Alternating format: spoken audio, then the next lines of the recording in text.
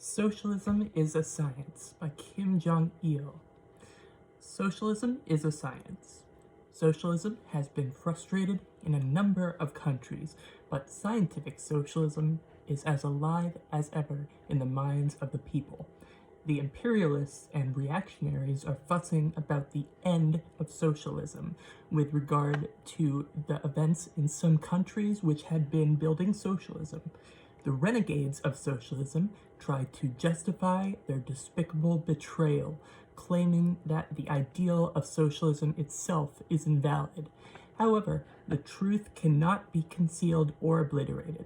The crumbling of socialism in various countries does not mean the failure of socialism as science, but the bankruptcy of opportunism which has corrupted socialism. Although socialism is temporarily experiencing a heart-rending setback because of opportunism, it will without fail be revived and win ultimate victory for its scientific accuracy and truth. Chapter 1. Socialism is the ideal and the revolutionary banner of the popular masses who are fighting for independence. The masses achieve their independence by means of socialism and communism. The people's independence was ruthlessly trampled upon in the hostile class society. Where there is oppression, there will be resistance. Where there is resistance, revolution will break out. The popular masses have vigorously struggled to win their independence for a long time. During this, class societies have changed and the struggle of the masses for independence it has developed. However, the only changes brought about when the hostile class societies were replaced were in the forms of oppression of the popular masses' independence. The masses were not freed from social and political subordination. The failure to attain the masses' independence in hostile class societies was because all these societies were based on individualism. Individualism is the product of private ownership. Society based on private ownership and its product, individualism, inevitably splits into hostile classes, produces class antagonism and social inequality, and is accompanied by the exploitation and oppression of the popular masses by a small ruling class. History shows that independence for the masses cannot be realized in a society based on individualism. A historical review of the development of human society proves that in order to realize the masses' independence, a society based on individualism must be replaced by a society based on collectivism, by socialism and communism. Capitalism has turned individualism into the unlimited greed of a handful of capitalists. It has precipitated antagonism in the society of individualism to the utmost. Meanwhile, the masses' struggle for independence has entered a new stage of development. Ours is an age of independence, when the popular masses have emerged as masters of their own destiny, as masters who dominate the world. This shows that the transition of a society based on individualism to a society based on collectivism is an inevitable demand of historical development. Collectivism is man's intrinsic need. People can exist and develop only when they work as a social collective. People can transform nature and society and meet their desires for independence, not as individuals, but only through collective cooperation among members of society. If people are to live in a social collective, they must meet both the collective and individual demands for independence. The collective demand for independence is the common requirement of members of society for the existence and development of the social collective. The individual need for independence is the need as an equal member of society, of a social collective.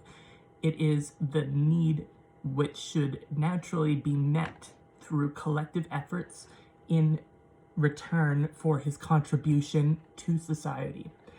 The individual need for independence fundamentally differs from selfish greed, which ignores the collective and subordinates everything to the interests of an individual. Both the collective and individual needs for independence can be satisfied to the fullest only through collectivism. Individual demand divorced from collectivism becomes selfish greed. Such greed encroaches upon the demands of other members of the collective for independence and hampers the unity and cooperation of the collective. Collectivism alone makes it possible to strengthen the unity and cooperation of the collective, to stimulate the creative zeal of all collective members, and to properly combine both the collective and individual demands for independence, and thus fully meet them. Because working in a social collective is the mode of man's existence, and because man's demand for independence can be satisfied only through collectivism, society based on collectivism, socialist and communist society, is the most progressive society which conforms with man's independent nature.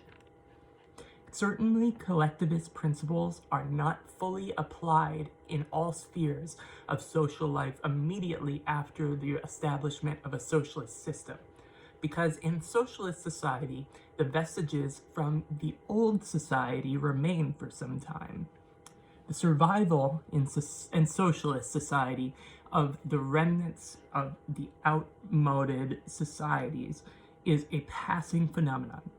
With the development of socialism, these vestiges are gradually overcome and collectivist principles are implemented more fully in all areas of social life. Although socialism is an inevitable stage of historical development and socialist society is the most progressive one which conforms with man's independent nature, socialism will never be realized spontaneously.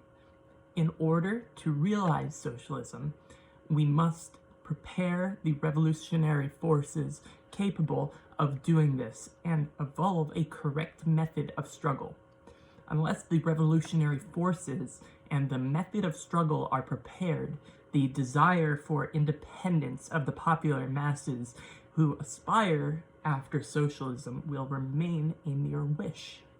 The idea of eliminating exploitation, oppression, and social inequality, as well as the private ownership on which these are based, and of setting up an equal society based on public ownership, was put forward by utopian socialists a long time ago.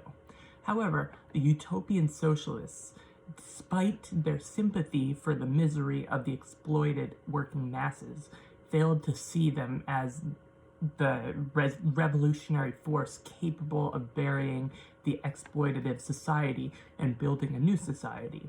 They considered that the irrational aspects of capitalist society could be corrected by enlightening people and appealing to the goodwill of the exploiter class. It is an unscientific illusion to expect goodwill from the exploiter class, whose nature is greed. The utopian socialists' expectation of goodwill from the exploiter class was their historical limitation. The exploiter class and their stooges put forward the theory of class cooperation and tried to block the struggle of the exploited working masses against exploitation and oppression. Within the communist movement, reformists and revisionists demanded class cooperation and seriously harmed the revolutionary movement. Today, traitors to socialism are also clamoring for a return to capitalism, harboring illusions about capitalism and expecting aid and cooperation from the imperialists. History shows that to expect goodwill or class cooperation from the exploiter class is to make a mess of the revolution. Marxism, combined with combined the demands of working people who aspired to socialism with revolutionary forces and a revolutionary fighting method. Marxism made clear that contradictions existed between the productive forces and relation of production in capitalist society, that these contradictions could be resolved through the class struggle of the exploited working people against the exploiter class, and that the working class would take charge of and lead this class struggle. Thanks to Marxism, the inevitability of the collapse of capitalism and the victory of socialism was proved, and the demands of the exploited working people who aspired to socialism were linked with practical revolutionary forces and a revolutionary fighting method capable of meeting their demands. Socialism was thus converted from a utopian scheme into a science, and a revolutionary change took place in the history of humanity's struggle for liberation. However, the theory of socialism in the preceding age, based on a materialist outlook on history, was not free from historical limitations. This theory did not regard the social and historical movement as a movement of the motive force, as a movement which begins and develops on the initiative and through the role of the popular masses, its motive force, but as a natural historical process which changes and develops due to material and economic factors. According to the materialist outlook on history,